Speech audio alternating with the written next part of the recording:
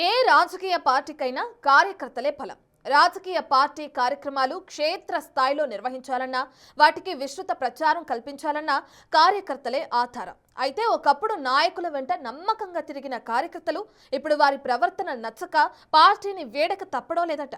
అధికారం కోల్పోయిన ఏడాదిన్నర తర్వాత పంచాయతీ పోరుకు సిద్ధమవుతున్న తరుణంలో ఆ పార్టీ కార్యకర్తలు, నాయకులు ఒక్కొక్కరిగా దూరమవుతున్నారు.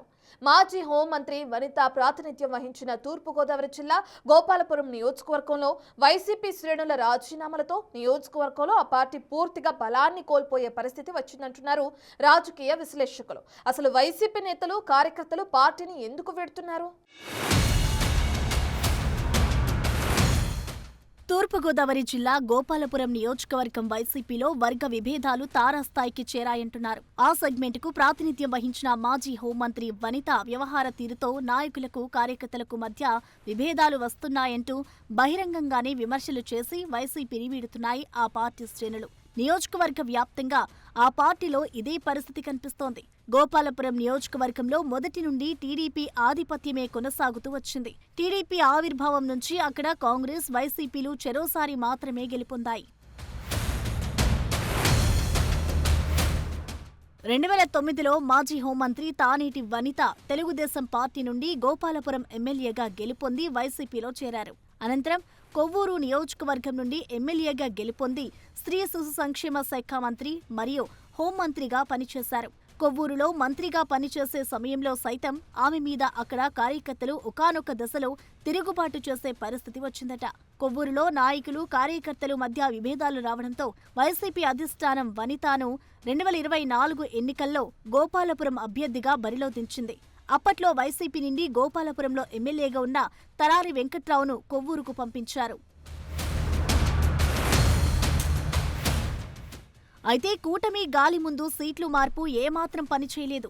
అటు కొవ్వూరు, ఇటు గోపాలపురం రెండో చోట్ల వైసీపీ ఓటమి పాలైంది. గోపాలపురం నియోజకవర్గంలో ఓటమి చవి చూసిన తర్వాత మాజీ హోంమంత్రి వనిత చాలా రోజుల పాటు అజ్ఞాతంలోకి వెళ్లిపోయారు. కార్యకర్తలకు భరోసా ఇచ్చేవారు లేక, ధైర్యం చెప్పేవారు కనపడక ఎవరి దారి వారు చూసుకునే పరిస్థితి ఏర్పడింది. అయితే అనూహ్యంగా మళ్లీ మాజీ హోంమంత్రి వనితకు గోపాలపురం వైసీపీ ఇన్ఛార్జి పగ్గాలు ఇవ్వడంతో నియోజకవర్గంలో పార్టీ కార్యక్రమాలకు హాజరవుతున్నారు. గోపాలపురం నియోజకవర్గం వైసీపీ తిరిగి బలం పుంజుకుంటుంది అని కొందరు అనుకునే సమయానికి కార్యకర్తలు, నేతలు ఒక్కొక్కరిగా రాజీనామాలు చేయడం ఇప్పుడు జిల్లా వ్యాప్తంగా చర్చనీయాంశమైంది. వనిత కొంతమందికి పెద్దపీట వేస్తూ మరీ కొంతమంది అసలు పట్టించుకోవడం లేదని కార్యకర్తలు బహిరంగంగానే విమర్శలు చేస్తున్నారు. ఇక కొంతమంది నాయకులు అయితే రాజీనామా చేసే ముందు ప్రెస్ మీట్లు పెట్టి మరీ హోంమంత్రి వనిత వర్గపోరు సృష్టిస్తున్నారంటూ విమర్శలు చేసి మరీ పార్టీని వీడుతున్నారు.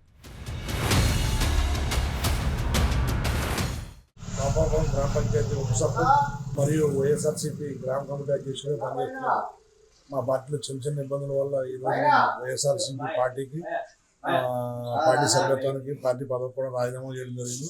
నాతో పాటు వైస్ ఎంపీపీ అయినటువంటి బాగిన వెంకటేశ్వర గారు, అలాగే 3వ ఎంపీటీసీ వారా సంగీత గారు మరియు కొంతమంది వార్డు సభ్యులు ఈరోజు నాతో పాటు 40 మంది కార్యకర్తలు పార్టీకి రాజీనామా చేయడం జరిగింది. త్వరలో మా కార్యాచరణ అనేది మా కార్యకర్తలతో ఆలోచించి నిర్ణయం తీసుకుని మీకు చెప్పండి. గోపాలపురం నియోజకవర్గంలోని 4 మండలాల్లో వైసీపీ శ్రేణులు తానేటి వనిత నాయకత్వంపై ఆగ్రహంతో ఉన్నారని, వెళ్లిపోయే వాళ్ళు వెళ్లిపోతుంటే పార్టీపై అభిమానంతో వెళ్లలేక కొంతమంది పార్టీలో సర్దుకుపోయి ఉంటున్నారట. ఇటీవల గోపాలపురం నియోజకవర్గంలో సీనియర్ వైసీపీ నాయకుడు వింత ప్రసాద్ రెడ్డితో పాటు మరో 50 మంది వైసీపీ కార్యకర్తలు పార్టీకి గుడ్ బై చెప్పడం ప్రస్తుతం హాట్ టాపిక్ గా మారింది. ఇలాంటి పరిస్థితుల్లో జగన్ గుడ్ లుక్స్ లో పడే అవకాశం వనితకు వచ్చింది. గత డిసెంబర్ 21 జగన్ జన్మదినం సందర్భంగా గోపాలపురంలో కూడా వైసీపీ కార్యకర్తలు అత్యుత్సాహం ప్రదర్శించి జంతు బలులు చేసి రక్తాభిషేకాలు చేశారు. దానిపై ఫిర్యాదులు అందడంతో పోలీసులు కొందరు కార్యకర్తలను అరెస్ట్ చేసి తమదైన ట్రీట్మెంట్ ఇచ్చారు. స్టేషన్ నుంచి విడిపించాక వనిత సదరు కార్యకర్తలను తీసుకుని వెళ్లి జగన్ను కలిసి జరిగింది చెప్పి మార్కులు కొట్టేశారట. ప్రస్తుతం ఆ కార్యకర్తల్ని వనిత తన వెంట తిప్పుకుంటున్నారట.